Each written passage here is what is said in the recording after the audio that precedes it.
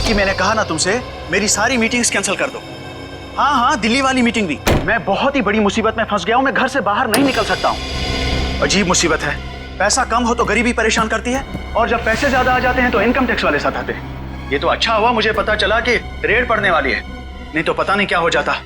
हाँ हाँ, कैसे भी करके सारा पैसा मुझे घर से बाहर लेके जाना है, और उसके बाद मैं शहर से कहीं दूर छुट्टियां मनाने चला जाऊंगा। ठीक है, मैं बाद में तुमसे बात करता हूं।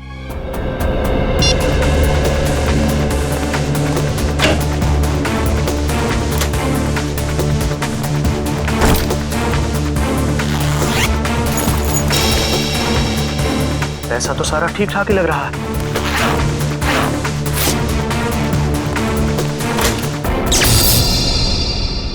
अरे, ये लाइट कैसे चली गई?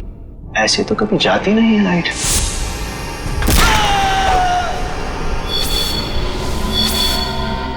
कौन हो तुम और क्यों कर रहे हो ये सब? तुम तो एक लेखक हो ना, जानते ही होगे कि कोई किसी की जान क्यों लेता है।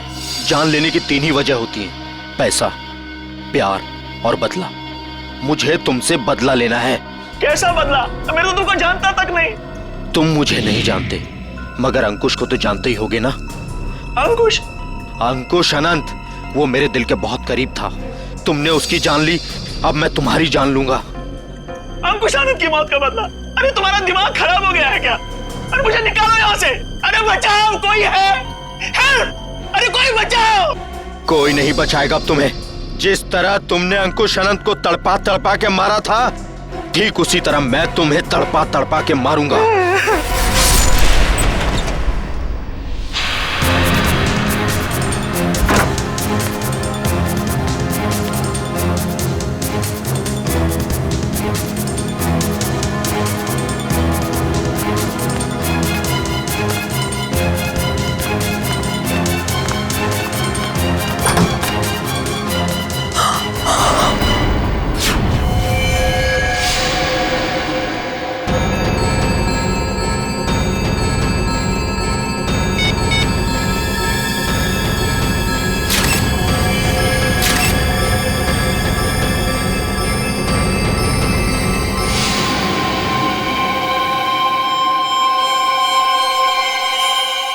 ये क्या है?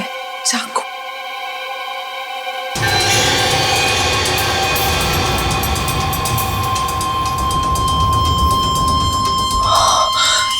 ये क्या किया मैंने? फोटो खींचने के चक्कर में अपनी उंगलियों के निशान चाकू पे छोड़ दिए।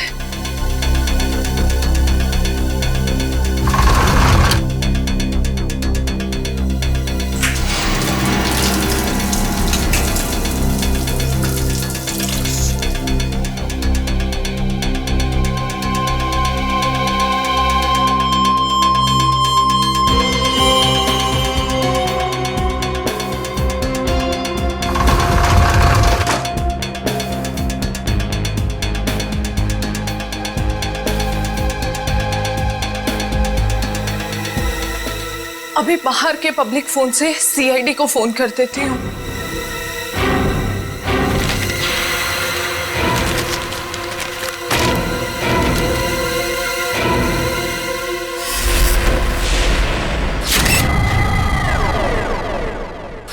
बड़ी बेरहमी से मारा है इसे। गला तो पूरा चीर के रखा है। देखने से लगता है कि खूनी के दिल में इसके लिए बहुत नफरत थी। हाँ, बदला लेने के लिए किया गया खून है ये। वरना ये देखो, एक पैसे को हाथ नहीं लगाया, एक पैसे को भी।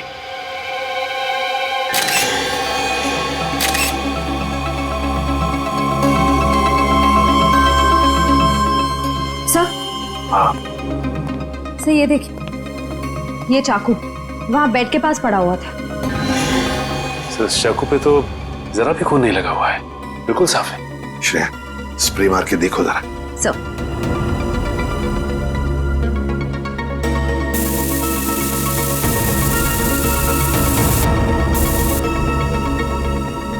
सर ये देखिए, इसका मतलब खून इस चाकू से ही किया गया है। रंग बदल गया, मतलब चाकू पर खून है। खून इसी चाकू से किया गया है। सर एक बात समझ में नहीं आ रही, खूनी ने चाकू को साफ करके यहीं क्यों छोड़ दिया? वो इसे अपने साथ भी तो ले जा सकता था।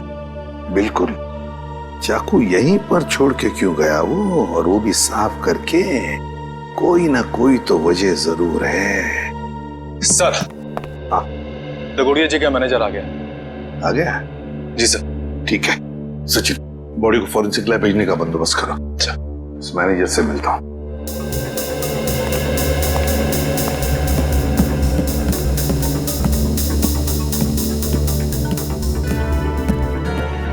सर ये सब कैसे हो गया सर? मुझे यकीन नहीं हो रहा है सर। सर कल रात को ही तो मेरी दगोड़िया सर से फोन पे बात हुई थी, तब तो सब ठीक था। दगोड़िया जी का किसी के साथ कोई झगड़ा वगड़ा था? कोई दुश्मनी थी?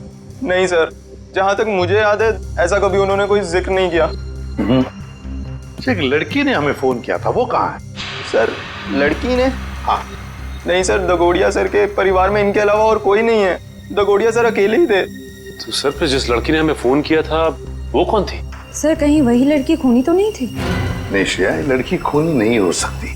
लाश को उठा के ऊपर लटकाना कोई आसान काम नहीं है, ये कोई लड़की नहीं कर सकती। सर एक और बात समझ में नहीं आ रही, लड़की हमें इन्फॉर्म करने के बाद कि खून हुआ है यहाँ पे, खुद कैसे गायब हो गई? डर गई होगी और शायद इसीलिए उसने लैंडलाइन से, मेरा मतलब है पीसीओ से, हमें फोन किया होगा।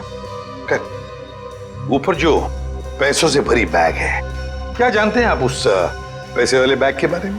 दरअसल दगोड़िया सर कल काफी परेशान थे। एक्चुअली उन्हें पता चला था कि उनके घर में इनकम टैक्स की रेड पड़ने वाली है और इसीलिए उन्होंने अपनी सारी मीटिंग्स भी कैंसिल करवा दी थी। अच्छा, तो शायद इसीलिए पैसे ठिकाने लगाने के प्लानिंग में लगे होंगे दगोड़िया जी। और बस उसी वक्त खूनी आ गया और दगोड़िया जी का काम तमाम कर दिया।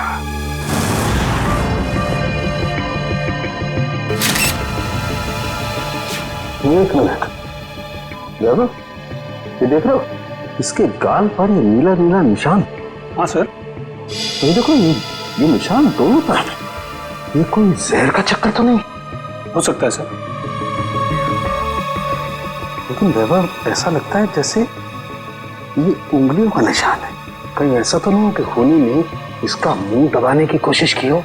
इसे देख के तो ऐसा ही लग रहा है सर। पर क्यों? कहीं ऐसा तो नहीं कि खूनी इसका मुंह खोलना चाहता हो सकता है। इसका मुंह देखना चाहिए खोल के।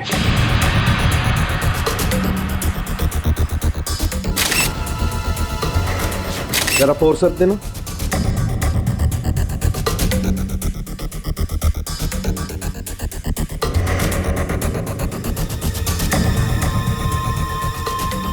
ये देखो, इसके मुंह में ये कागज का टुकड़ा, क्या हो सकता है ये?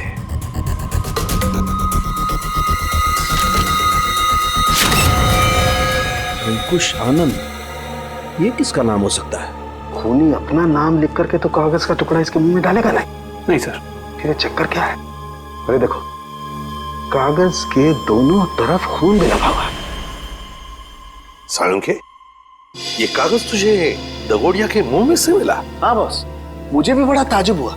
कोई खूनी किसी के मुंह में कागज रख के क्यों जाएगा?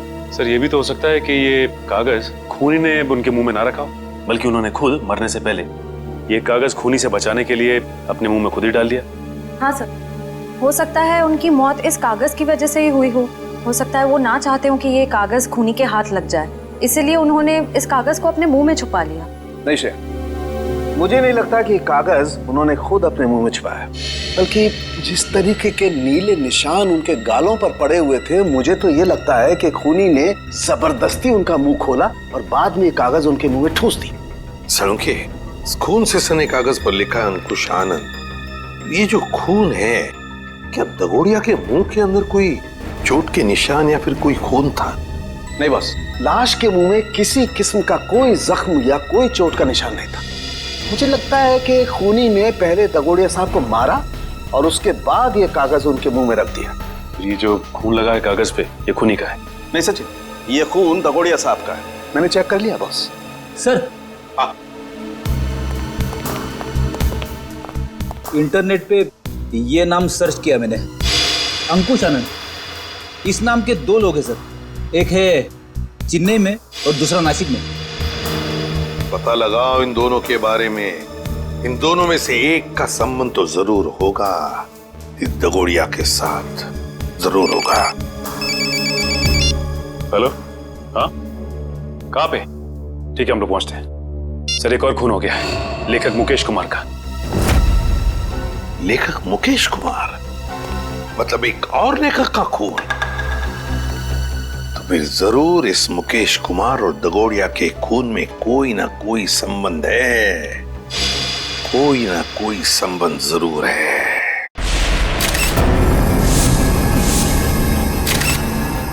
बड़ी बेरहमी से कत्ल किया इसका। सालुंके सर, ये ग्लास बॉक्स एयर टाइट ही है ना? हाँ काविन, किसी ने इस बेचारे को इस ग्लास बॉक्स में जबरदस्ती बंद कर दिया, और क्योंकि ये ग्लास बॉक्स एयर टाइट बंद है, इसलिए इस बेचारे को बिल्कुल हवा नहीं मिली, और ऑक्सीजन नहीं मिलने के कारण इस बेचारे का दम घुट गया और ये मर गया।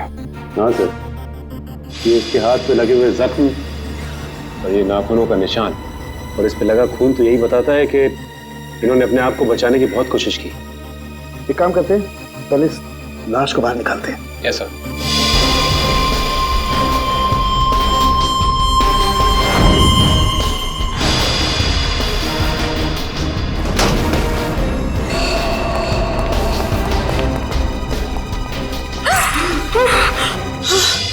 सर, पड़ोसियों को लेकर आया हूं, इन्होंने देखा है खूनी को अंदर आते हुए।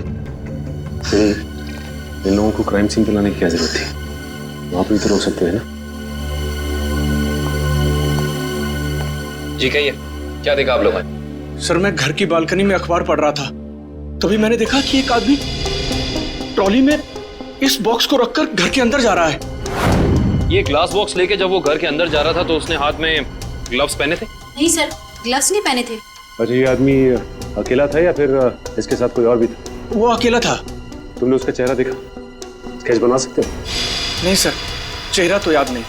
पर हाँ, उसका बायां कंधा बार बार हिल रहा था, जैसे कि कोई कपकपाहट हो रही हो।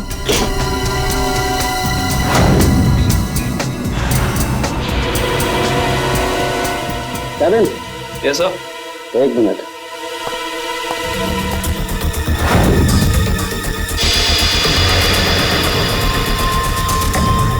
ये देखो कैविन, इस लाश के मुंह में ही एक कागज का टुकड़ा। कहीं इस कागज के टुकड़े पे भी अंकुश आनंद का नाम तो नहीं लिखा? देखना पड़ेगा।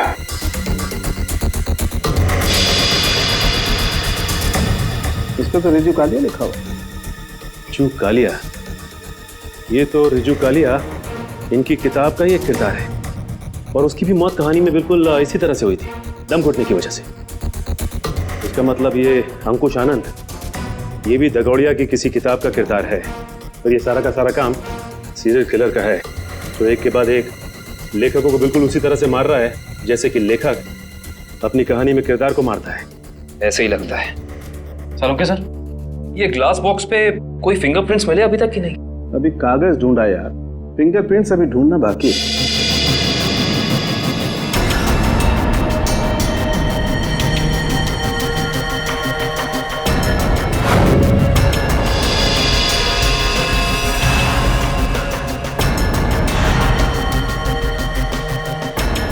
मैग्नीफाइंग ग्लास देना जरा।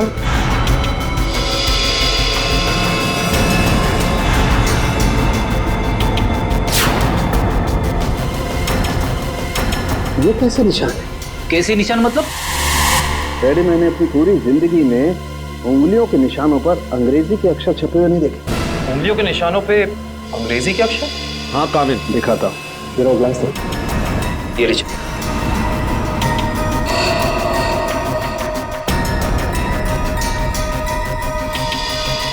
TRIUN, देखो क्या चेक कर सकता है। पड़ोसी भी कह रहा था, ये ग्लास बॉक्स लेकर जो इंसान यहाँ आया था उसने ग्लव्स नहीं पहने थे। इसका मतलब ये अनोखे उंगलियों के निशान उसी इंसान के हैं। उंगलियों पे छपे हुए अक्षर? सालुंके साहब, ये कैसे मुमकिन है? मुमकिन है फ्रेडी, बॉडी मॉडिफिकेशन के जरिए मुमकिन है। लेकिन सालुंके साहब, अगर खूनी एक एक कदम फूक फूक के रख रहा है तो फिर उसने हैंड ग्लोव्स ना पहनने की गलती कैसे की? क्योंकि ये गलती नहीं है, बल्कि जानबूझ के किया गया है। ये सीरियल किलर अपने हर खून पे अपना सिग्नेचर छोड़ रहा है, इन अनोखे उंगलियों के निशान के जरिए। हाँ, और इस तरह के निशान हर आदमी अपनी उंगलियों पर बनवा भी नहीं सकता। और इस तरीके के निशान हर जगह बन भी नहीं सकते। इस शहर में ऐसे बहुत कम टैटू पार्लर हैं जहां इस तरीके का बॉडी मॉडिफिकेशन होता हो, बहुत कम।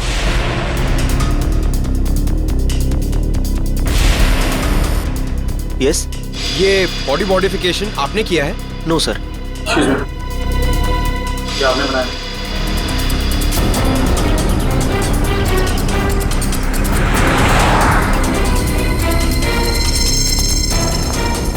अभी बिजी हूं मैं, बाद में आना। हम भी बहुत बिजी रहने वाले लोग हैं, बाद में आने का वक्त नहीं है हमारे पास। बिना अपॉइंटमेंट के आ रहे हो? मैं तुम्हारा टैटू नहीं बनाऊंगा। सीआईडी। शिवा, बाद में आना। क्या हुआ सर? मैंने कुछ किया क्या? शहर में कुछ खून हो रहे हैं। खून? किताब लिखने वाले लेखकों के। लेखकों के? पर मैं तो टैटू आर्टिस्ट हूं सर, मेरा क्या लेना देना इससे? हो सकता है कुछ लेना देना हो। मैं समझा नहीं सर। बॉडी मॉडिफिकेशन भी करते हो ना तुम? जी हाँ सर, मेरे पास लाइसेंस भी है, मैं दिखाता हूँ। कोई जरूरत नहीं। ये फोटो ध्यान से देखो। ये त्रिकोण वाली कलाकारी तुमने दिखाई थी किसी के हाथ पे? जी हाँ सर, मैंने की थी, पर मुझे नहीं पता था कि ये किलर होगा सर। पता है हमें, डरो मत। हाँ, लेकिन इस इंसान की कोई ना कोई डिटेल तो जरूर होगी तुम्हारे पास, है ना? जी हाँ सर, मैं 1 मिनट में लेके आता हूँ सर। जी हाँ सर, देखिए सर, त्रिकोण अनुकरण नाम है इसका। त्रिकोण अनुकरण? ये किसी आदमी का नाम है या किसी एनजीओ का? त्रिकोण मतलब ट्रायंगल और अनुकरण मतलब किसी की नकल करना।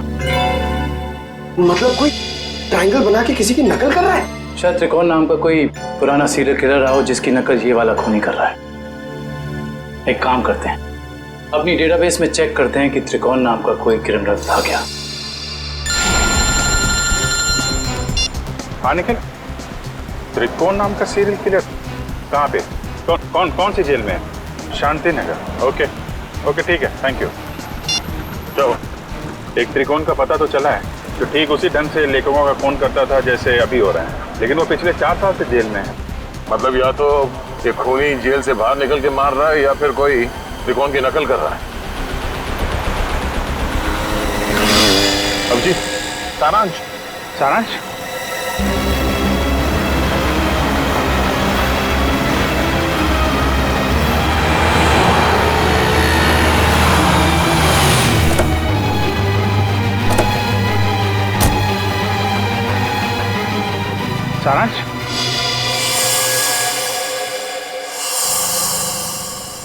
नहीं अंकल, मैं तो अभिषेक हूँ। माफ करना, हम इसे कोई और समझ बैठे। सर 15 दिन हो गए, अखबार, न्यूज़पेपर्स, हर जगह कोशिश कर ली, मगर सारांश हमें मिला ही नहीं सर। मिलेगा पंकज, जरूर मिलेगा। मेरा दिल बोल रहा है सारांश हमें जरूर मिलेगा। सर, ये लोग सीआईडी से आए हैं।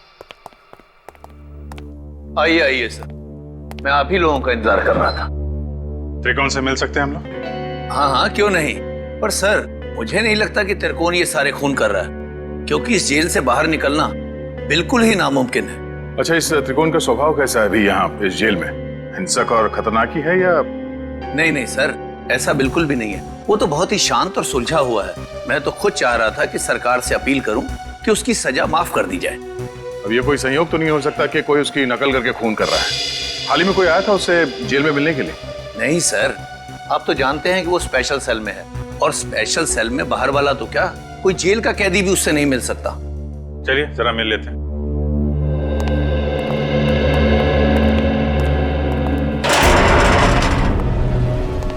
त्रिकोण, देखो तुम्हारे लिए आज कितने खुशी का दिन है। इतने सालों के बाद तुमसे सीआईडी वाले मिलने आए। क्या बात है जेलर साहब, आज आपका कानून मुझ पे इतना मेहरबान क्यों है? मेहरबान नहीं हुआ, बस ये समझ लो कि तुमसे ये पूछने आए कि जेल में बैठे बैठे तुमने दोबारा खून करना कैसे शुरू कर दिया? कमाल है आप लोगों का भी। इतने सालों से मुझे इस जेल में कैद करके रखा है, लेकिन शक करने की आदत आप लोगों की गई नहीं। तो फिर कौन है वो जो बाहर लेखकों के खून कर रहा है ठीक तुम्हारी तरीके से, और तुम्हारी तरीके से कंधे उचकाता है? कौन हो सकता है जो मेरी तरह खून कर रहा है? शायद तुम्हारा कोई परिवार वाला, कोई दोस्त या कोई रिश्तेदार। कोई नहीं है मेरा। बचपन अनाथालय में बीता है और जवानी जुर्म की सड़कों पर। तो तुम ये कहना चाहते हो कि तुम्हारे खून करने के तरीके के बारे में किसी और को मालूम नहीं है? किसी को नहीं। तुम्हें किसी पे शक है? देखो, जो कुछ मालूम है बता दो, शायद हम किसी की जिंदगी बचाने में कामयाब हो जाए। क्या आपकी मदद करने से मेरी सजा कम हो सकती है? वादा नहीं कर सकते, लेकिन अगर तुम्हारी मदद से हम उस नकलची खूनी को पकड़ लेंगे तो दरख्वास्त जरूर करेंगे सरकार से तुम्हारी सजा कम हो जाए। ठीक है, मुझे उम्मीद है कि आप अपने शब्द भविष्य में आगे जरूर याद रखेंगे। मुझे लगता है कि वो मेरे लेखन पढ़ के ठीक उसी तरह खून कर रहा है। तुम्हारा लेखन? हाँ, पढ़ते पढ़ते कभी याद ही नहीं रहा कि मुझे भी लेखन का शौक हो गया है और मैं लिखने लगा। हर रोज रात को सोने से पहले मैं अपने विचार उस डायरी में व्यक्त करने लगा। मतलब मारने का प्लान, मारने का तरीका, उसका नाम, सब कुछ तुम उस डायरी में लिखते थे? जी हाँ, मुझे लगता है कि वो डायरी उसके हाथ लग गई और वो मेरे विचारों से प्रभावित होकर ठीक उसी तरह जुर्म के रास्ते पर आगे बढ़ चुका है। कहाँ रखी, कहाँ थी तुमने वो डायरी? अनाथालय में छोड़ आया हूँ अपने अतीत के वो पन्नों को। जी, मैं सुरेश बोल रहा हूँ, जी के नगर अनाथालय से। वो जो आप बच्चों की किताबें भेजने वाले थे। ठीक है, मैं शाम को आके ले लूंगा। हाँ जी, नमस्ते। कहिए। सीआईडी? क्या बात है सर? जो बात हम आपसे करना चाहते हैं उसका संबंध त्रिकोण से है। त्रिकोण? मुझे पता था कि एक न एक दिन त्रिकोण की वजह से यहाँ पुलिस या सीआईडी जरूर आएगी। क्या आप पहले से ही जानते थे कि त्रिकोण गुनाह के रास्ते पर चलने वाला था? नहीं, उसे तो यहाँ से निकले हुए जमाना हो गया। जब वो यहाँ आया था तब सिर्फ 12 साल का था। तो क्या वो बचपन से ही हिंसक स्वभाव का था? नहीं सर, हिंसक स्वभाव का तो नहीं था वो, लेकिन वो घंटों घंटों एकांत में बैठना पसंद करता था। किसी से ज्यादा बात भी नहीं करता था। मतलब वो अकेले बैठ के सिर्फ किताबें पढ़ता था? आपको कैसे पता सर? क्योंकि हम मिल चुके हैं उससे। फिलहाल वो जेल में है। ज्यादातर अपराधों की ही किताबें पढ़ा करता था वो। किताबों के पन्नों में डूबकर एक अलग ही दुनिया में चला जाता था। किताबों के किरदारों से बातें करने लगता था कि तुमने खाना खाया या नहीं। कभी कभी तो मैं डर जाता था कि इसका ये जुनून एक मानसिक बीमारी ना बन जाए। आपका डर बिल्कुल ठीक निकला। उसके इसी मानसिक बीमारी ने उसे मजबूर किया उन लेखकों को मारने पे जिनके उपन्यास वो पढ़ता था और जिनके लेखन से वो काफी प्रभावित था। और उन लेखकों को बिल्कुल वैसे मार रहा है जैसे उन्होंने उपन्यास में किरदारों की मौत लिखी है।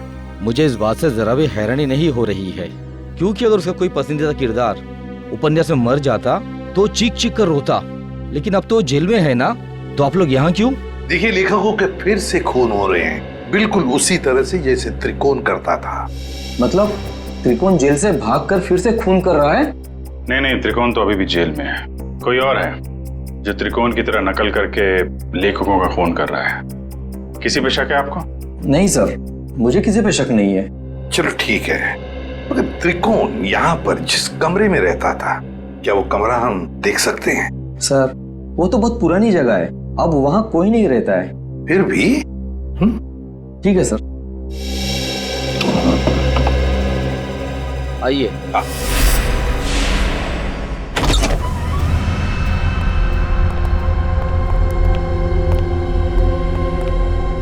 तो ये है त्रिकोण का कमरा। मैनेजर साहब, त्रिकोण के पास एक डायरी हुआ करती थी, कुछ जानते हो उस डायरी के बारे में? नहीं सर, हमें तो ऐसी कोई डायरी नहीं मिली। वैसे आप देख सकते हैं सर, यहाँ पे कुछ पुरानी किताबें पड़ी है, शायद उसमें हो। देखो फ्रेंड, किताबों को ऐसे क्यों रखा गया? संभाल के क्यों नहीं रखा?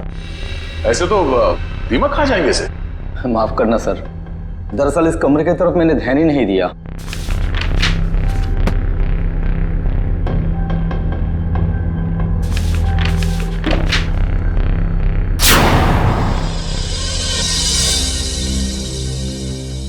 सर, डायरी तो दिख नहीं रही। लेकिन मुझे कुछ दिख रहा है सर। क्या? सर, ये ईंट देखिए दीवार पे, बिल्कुल अलग है। पूरी दीवार में जितनी ईंट है उससे अलग है। दया, जरा देख लो। सर, वो केस याद है ना आपको दीवार से लाशें निकलने वाला केस, कहीं इस केस में भी ऐसा ही कुछ? डायरी ढूंढ रहे हम, समझे? लाशें नहीं।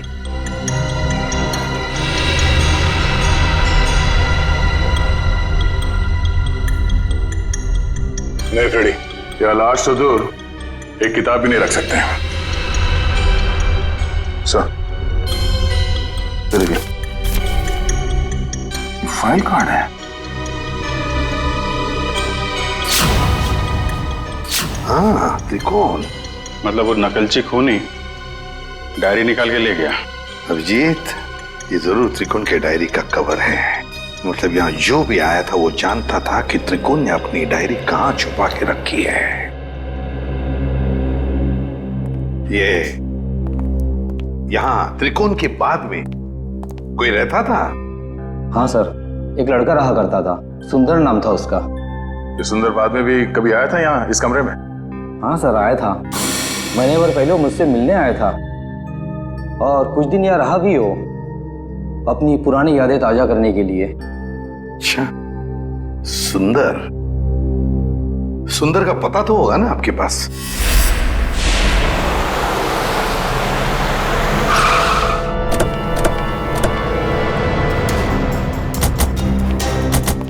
वाह भाई वाह, कितना आलीशान घर बनाया सुंदर ने। अंदर चल के देखते हैं और क्या क्या आलीशान राज छिपा रखे हैं सुंदर ने। दरवाजा तो खुला हुआ है, कहीं भाग तो नहीं गया सुंदर? लगता है कुछ गड़बड़ है। सुंदर! ओह माय गॉड, वो देखो।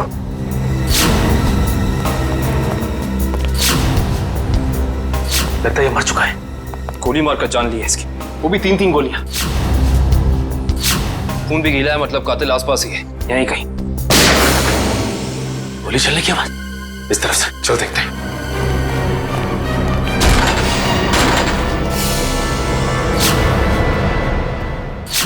देखो से। सुंदर जी, हाथ ऊपर।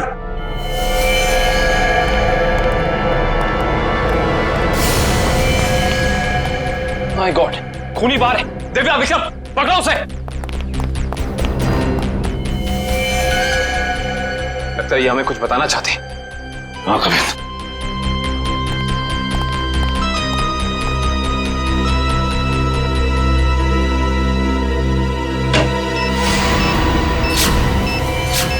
यहाँ बॉल है, सिर्फ 30 सेकंड बाकी है, निकलते हैं यहाँ से। चलो जल्दी चलिए। मैं मेरी मीना को ऐसा छोड़ के नहीं जा सकता। मीना, मीना, अरे रुक जा, मर जाएगा।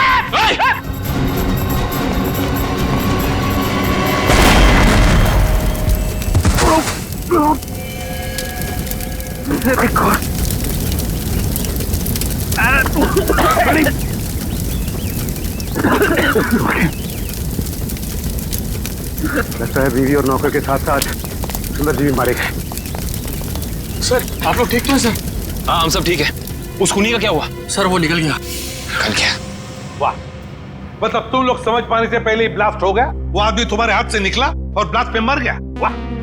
हाँ सर, वो सुंदर की पत्नी और नौकर को तो पहले ही मार चुका था। बस वो यही चाहता था कि सुंदर भी मर जाए और हम ये केस बंद करते हैं। सचिन, तुम्हारे कहने का मतलब है कि सुंदर असली सीरियल किलर नहीं है? नहीं सर, उस किलर को हमने भागते हुए देखा सर। हम लोग उसे पकड़ नहीं पाए। सर एक बात और, जब वो भाग रहा था तो अपने कंधे को बार बार झटक रहा था सर। असली किलर भागते वक्त कंधे झटक रहा था। सुंदर असली किलर नहीं है। तो फिर ये असली त्रिकोण का अनुकरण करने वाला, उसकी कॉपी करने वाला त्रिकोण अनुकरण, ये जो भी कोई है जो हमें फंसाने की, गुमराह करने की कोशिश कर रहा है, इससे तो अब हम उसी की खुद के ही जाल में फंसा देंगे। हेलो, एक और खून? लेखक कुशल। ठीक है माता। लेखक कुशल का खून? ये त्रिकोण अनुकरण तो खून पे खून किए जा रहा है। लेकिन सर, ये त्रिकोण अनुकरण एक के बाद एक लेखकों को ही क्यों मार रहा है? वही तो फ्रेडी, वही तो। 3-3 लेखकों को मार चुका है ये त्रिकोण अनुकरण। जरूर इसके पीछे कोई ना कोई राज है। कोई ना कोई राज है जो असली त्रिकोण हमसे छुपा रहा है। सुंदर बॉम्ब ब्लास्ट में मारा गया? हाँ, और उसके बाद एक और लेखक कुशल का भी खून हो गया। अभी तो आप कह रहे थे कि सुंदर ही वो नकलची खूनी है। अगर सुंदर मारा गया तो फिर कुशल को किसने मारा? बंद करो ये ड्रामा, समझे? सुंदर के घर के बाहर जो मुजरिम भाग रहा था वो भी अपने कंधे को वैसे ही झटक रहा है जैसे तू झटक रहा है भाई। अब ये बताओ कि तुम इस जेल से बाहर जाते कैसे हो? हाँ? राज क्या है इसके पीछे? सब कैसी बातें करते हैं आप हैं? आम जेल से कैदी का भागना इतना मुश्किल है, तो फिर आपको लगता है कि मैं इस खास जेल से इतनी पहरेदारी होने के बावजूद भाग सकता हूँ?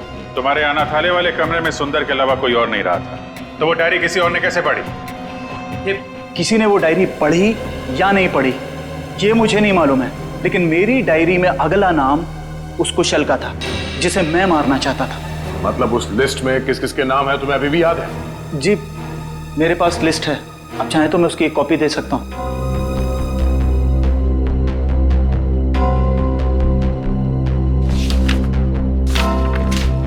पहले देना चाहिए था, शायद कुशल की जान बच जाती। मुझे इस चीज की उम्मीद नहीं थी।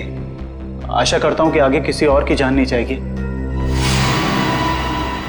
दीपक, आखिरी नाम दीपक का है। खून किया है तुमने, खून। खून?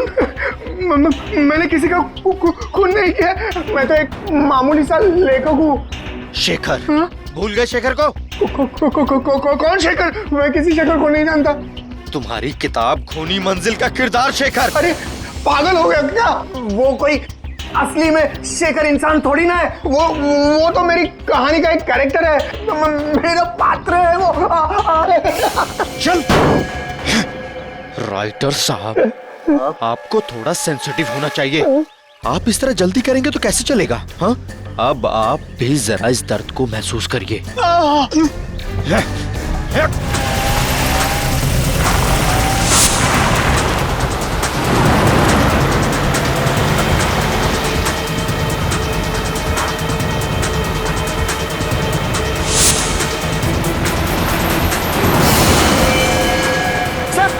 चल दीपक जाओ उस गाड़ी में।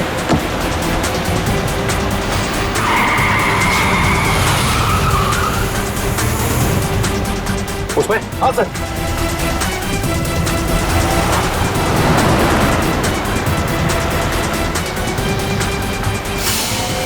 आज ये नकलची लंगूर हमारे हाथ से बचेंगे नहीं।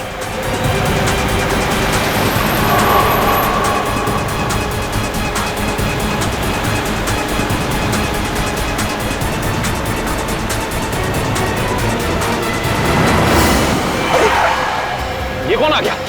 कोई शराबी होगा सर, इसकी वजह से हमारा खून ही हाथ से निकल जाएगा।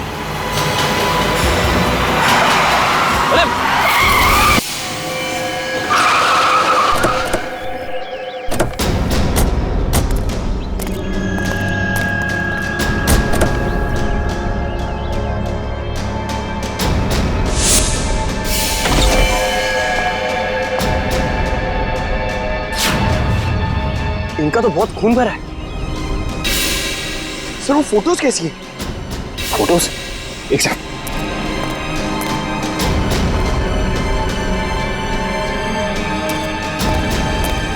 ये देखो, ये तस्वीरें केसी डगोडिया के क्राइम सीन की तस्वीरें इनके पास। ये फोटोज इसके पास कैसे आई सर? ये कोई जर्नलिस्ट या रिपोर्टर तो नहीं? जर्नलिस्ट को तो वहां अंदर आना अलाउ नहीं किया था। सर इसका मतलब ये हमारे पहुंचने से पहले वहां पहुंच गई थी। हो सकता है पंकज, कहीं ये वही लड़की तो नहीं जिसने हमें फोन करके बुलाया था? इसका होश में आना बहुत जरूरी है। दिव्या, पानी की छींटे डालो।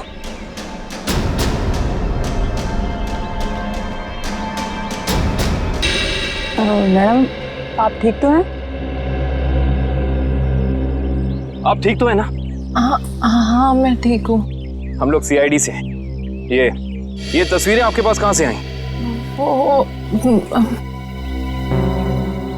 देखिए मैडम, जो भी आपको पता है हमें सब साफ साफ बता दीजिए, वरना इन लेखकों के खून में आप फंस जाएंगे। देखिए सर, मैं तो डगोरिया साहब की असिस्टेंट हूँ। वो मेरी मदद कर रहे थे मेरा पहला क्राइम नॉवल लिखने में, लेकिन उस दिन जब मैं उनके यहाँ पहुंची तो उनका खून हो चुका था। फिर मेरे दिमाग में एक आइडिया आया, मैंने सोचा कि क्यों ना मैं इस पे एक नॉवल लिखूं। बस इसीलिए मैं आप लोगों का पीछा कर रही थी, ये जानने के लिए कि आप लोग कातिल को कैसे पकड़ेंगे। आप हमारा पीछा कर रही थी, इसका मतलब आप जानती थी कि हम कौन हैं। हाँ। अपनी नॉवल में ये भी लिख देना कि तुम्हारी वजह से खूनी हमारे हाथ से निकल गया। देखिए सर, मुझे माफ कर दीजिएगा, मैंने ये सब जानबूझ के नहीं किया। वो मेरी गाड़ी का ब्रेक अचानक फेल हो गया था, इसीलिए। सुनिए, अगर आपकी इस गलती की वजह से दीपक को अपनी जान गंवानी पड़ी ना, तो ये कानून आपको कभी माफ नहीं करेगा।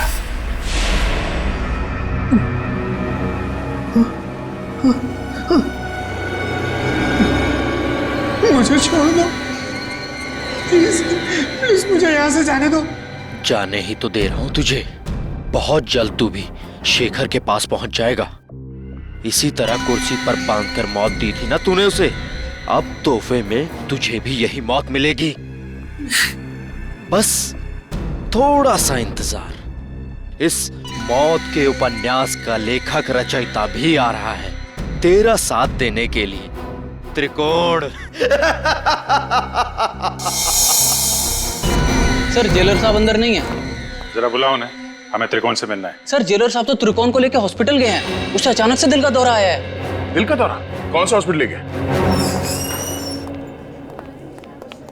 अरे आप लोग? त्रिकोण कहाँ है? आईसीयू में है। क्या बात हो गई? झूठ बोलता है वो हमसे। अब भी कुछ है जो हमसे छुपा रहा है। चलिए दिखाइए। आइए।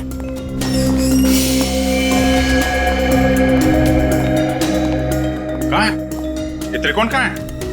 अभी तो यही था, कहाँ चला गया? सर कहीं वो हॉस्पिटल से भाग तो नहीं गया दीपक को मारने के लिए? भाग कैसे सकता है? यहाँ कौन था? कौन वार्ड बॉय था यहाँ पे? सर मकरंद था। ये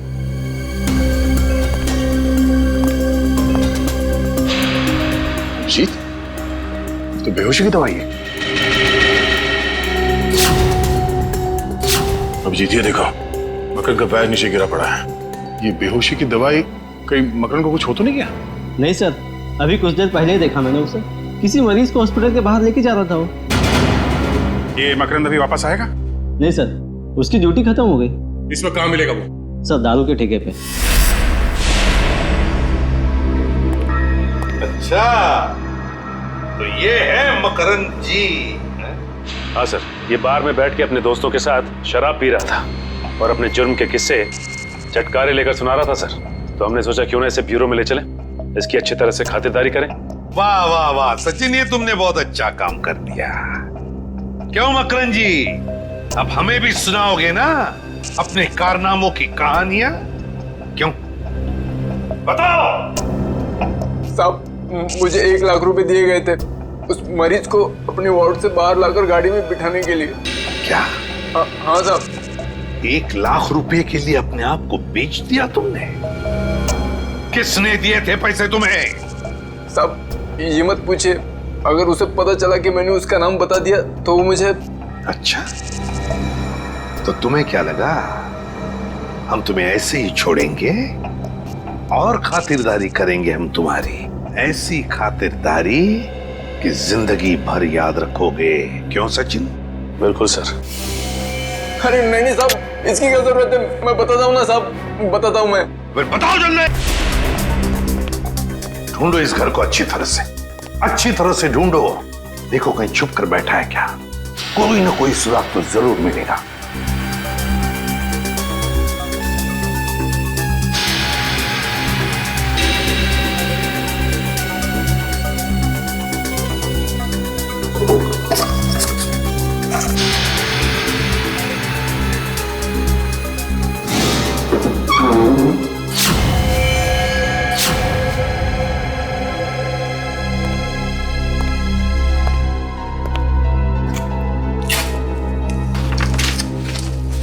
सर, हाँ ये देखिए सर, ये कैबिनेट के पीछे कुछ रखा हुआ था।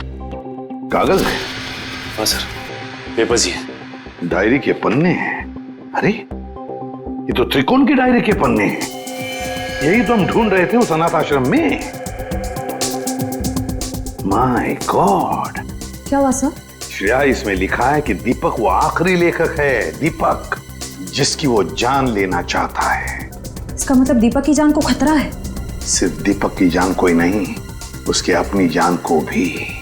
क्योंकि दीपक को मारने के बाद लगता है उसकी जिंदगी का मकसद पूरा होता है और फिर वो अपनी जान खत्म करना चाहता है। मतलब सर इस नकलची खूनी ने त्रिकोण को सिर्फ इसलिए अगवा किया हॉस्पिटल से ताकि वो उसे मार सके। और फिर वो उन दोनों को वहीं पे मारेगा सचिन, वहीं पे मारेगा जहां से लेखन शुरू हुआ है, उस अनाथ आश्रम में, उस अनाथ आश्रम के कमरे में।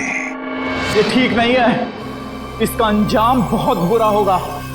तुम्हें अंजाम की फिक्र कब से होने लगी त्रिकोण? और ये सारा खेल तो तुमने ही रचा था।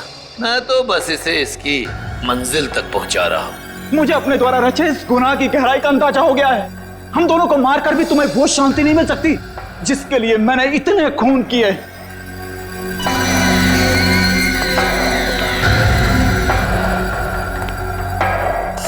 हाँ हाँ, क्यों नहीं, पर मुझे नहीं लगता कि ये सारे खून त्रिकोण ही कर रहा है। बहुत देर हो चुकी है त्रिकोण। तेरे प्रवचन अब ना तो तेरी जान बचा सकते हैं और ना ही दीपक की। नहीं चला, तुम ऐसा नहीं कर सकते। अब तुझे मैं बिल्कुल वैसे ही मारूंगा जैसे त्रिकोण ने अपने उपन्यास में लिखा था। नहीं चला तुम। मुझे मत मारो, मुझे जाने दो। बस होगा तुम्हारा खेल। अब अगर कोई हरकत की ना तुमने तो तेरा वो हाल करेंगे तो सोच भी नहीं सकता। सीआईडी, तो आखिर मेरा भेद खुल ही गया। तो अब तुम लोग मुझे फांसी पर चढ़ाए बिना तो छोड़ोगे नहीं। तो क्यों ना मैं फांसी पर चढ़ने से पहले इन दोनों को मार के अपना मकसद पूरा कर लूं।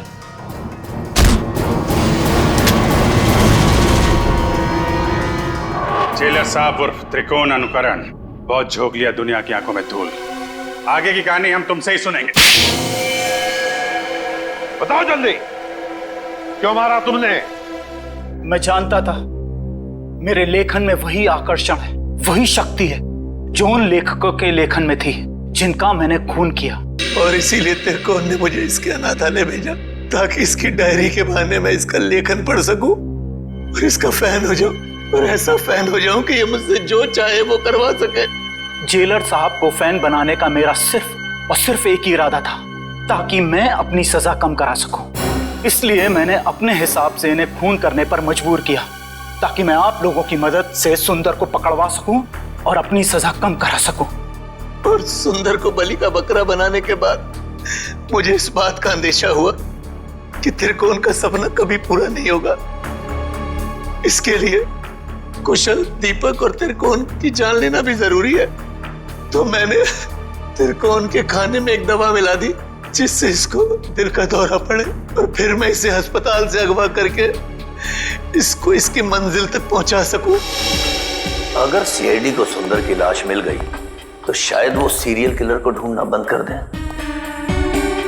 मगर फिर त्रिकोण के उस सपने का क्या होगा? उन सब लेखकों को मार के मोक्ष प्राप्त करने का सपना? नहीं, मैं पूरा करूंगा त्रिकोण का वो सपना। मैं त्रिकोण को गुमराह होने नहीं दे सकता। उन सब लेखकों को मैं मारूंगा और फिर उसके बाद त्रिकोण को भी मैं जिंदगी की जंजीरों से मुक्त कर दूंगा, जैसा कि वो चाहता है।